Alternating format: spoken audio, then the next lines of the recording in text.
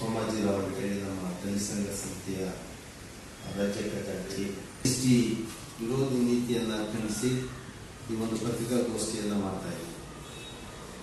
ಈ ಸಮಾಜವಾದಿ ಹಿನ್ನೆಲೆಯಲ್ಲಿ ಮತ್ತು ಸಾಮಾಜಿಕ ನ್ಯಾಯದ ಪರವಾಗಿ ನಾವಿದ್ದೀವಿ ಅಂತೇಳಿ ಅಧಿಕಾರಕ್ಕೆ ಬಂದಂಥದ್ದು ಮತ್ತು ಸಂವಿಧಾನವನ್ನು ರಕ್ಷಣೆ ಮಾಡ್ತೀವಿ, ಡಾಕ್ಟರ್ ಬಾಬಾ ಸಾಹೇಬ್ ಅಂಬೇಡ್ಕರ್ ಅವರ ವಿಚಾರಗಳನ್ನು ನಾವು ಜಾರಿ ಮಾಡ್ತೀವಿ, ಒಪ್ಕೊಂಡಿದ್ದೀವಿ ಅಂತ ಹೇಳಿದಂಥ ಈ ಸರ್ಕಾರ ಇತ್ತೀಚೆಗೆ ಒಂದು ಸುತ್ತೋಲೆಯನ್ನು ಹೊರಡಿಸಿ ಈ ಹಿಂದೆ SC ST ಮಕ್ಕಳಿಗೆ ಏನು 60% ರಿಸಲ್ಟ್ ಮಾರ್ಕ್ಸ್ ಅನ್ನು ತೆಗೆದ್ರೆ ಅವರಿಗೆ ಪ್ರೈಸ್ ಮನಿ ಅಂತ ಕೊಡ್ತಾ ಇದ್ರು. ಈಗ ಅದನ್ನ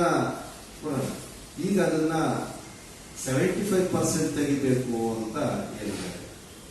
ಸರಿ, 75% ಒಂದು ಕಡೆ ಆದರೆ ಅದಕ್ಕೆ ಒಂದು ಮಾನದಂಡ ಹಾಕಿದ್ದಾರೆ, ಅವೈಜ್ಞಾನಿಕವಾದಂತ ಒಂದು ಮಾನದಂಡವನ್ನು ಹಾಕಿದ್ದಾರೆ.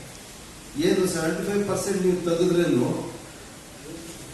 ವಾರ್ಷಿಕ ಆದಾಯ ನಿಮಗೆ 6 ಲಕ್ಷ ಮೀರಬಾರ್ದು ಅಂತ ಹೇಳಿ ಅದೊಂದು ಮಾನದಂಡವನ್ನು ಹಾಕಿದ್ದಾರೆ. ಅದು ಯಾವ ಸಾಮಾಜಿಕ ನ್ಯಾಯ?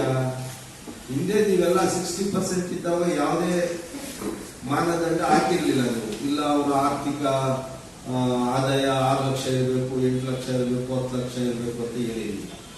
ಈಗ ನೀವು ಸಡನ್ ಆಗಿ ನೀವು ಇಲ್ಲ 6 ಲಕ್ಷನೇ ಇರಬೇಕು, ಅವರಿಗೆ 75% ಬರಬೇಕು ಅಂದ್ರೆ SC ST ಮಕ್ಕಳು ಓದಬಾರ್ದ ಅನ್ನೋದು ಪ್ರಶ್ನೆ ಇದೆ. ಅಂದ್ರೆ ನೀವು ಸರ್ಕಾರ ಇಂಡೈರೆಕ್ಟ್ ಆಗಿ SC ST ಮಕ್ಕಳ ವಿರುದ್ಧವಾಗಿ ಅವರ ಶೈಕ್ಷಣಿಕ ಶಿಕ್ಷಣ ಮುಂದುವರಿಬಾರದು ಅಂತ ಮಾಡತಕ್ಕಂಥ ಇದೊಂದು ಕಿತ್ತೂರಿ ಇದೆ. ಅದರದ್ದು ಬಡ ಮಕ್ಕಳ ಇವತ್ತೇನು ತುಂಬಾ ಗ್ರಾಮೀಣ ಭಾಗದಿಂದ ಬಂದಿರ್ತಾರೆ, ಅವ್ರು ಓದ್ತಾರೆ. ಅಲ್ಲಿ ಯಾರೋ ಒಂದು 6 ಲಕ್ಷ ಇವತ್ತು ಬೀದಿಯಲ್ಲಿ ಕೆಲಸ ಮಾಡ್ತಕ್ಕಂಥವ್ರು 8 ಲಕ್ಷ 10 ಲಕ್ಷ ಸರ್ಕಾರನೇ ಹೇಳ್ತದೆ 14 ಲಕ್ಷದವರೆಗೂ ನೀವು ಇನ್ಕಮ್ ಸರ್ಟಿಫಿಕೇಟ್ ನೀವು SC ST ಇರ್ಬೋದು ಅಂತ. ಇವ್ರು 6 ಲಕ್ಷಕ್ಕೆ ಯಾವ ಮಾನದಂಡದ ಮೇಲೆ ಆಯ್ಕೆ ಮಾಡಿದ್ರು? ಹಾಗಾಗಿ ನಾವು ಹೇಳ್ತೀವಿ ಇದರ ನೈತಿಕ ಹೊಣೆಯನ್ನ ಸಮಾಜ ಕಲ್ಯಾಣ ಮಂತ್ರಿಗಳು ಒಪ್ಕೊಳ್ಬೇಕು. ಕೋಟಿ ಹಣವನ್ನ ಈ ಸಮುದಾಯಗಳಿಗೆ ಕೊಟ್ಟಿದ್ದೀನಿ ಅಂತ ಹೇಳ್ತಾರೆ. ಅಲ್ಲಿ 25,000 ಕೋಟಿಯನ್ನ ನೀವು ಹಿಂಬಾಗಿಲಿಂದ ಇದಕ್ಕೆ ತಗೊಂಡ್ಬಿಟ್ಟಿರಲ್ಲ ಗ್ಯಾರಂಟಿಗಳಿಗೆ.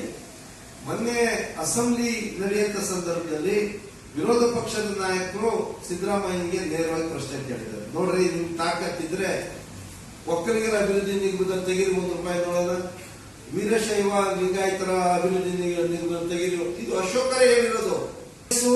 SC ST ಪರವಾಗಿದೆ ಅಂತ ಹೇಳಿ ಅವರ ಹಣದಲ್ಲೇ ನೀವು 25,000 39,000 ಕೋಟಿ ದೊಡ್ಡದಾಗ ನಾವು ಕೊಟ್ಟಿದ್ದೀರಿ ಅಂತ ಹೇಳಿ 25,000 ಕೋಟಿ ಹಣವನ್ನು ತಕೊಂಡಿದ್ದೀರಲ್ಲ, ನೀವು ಯಾವ ಪುರುಷಾರ್ಥ ನಿಂದು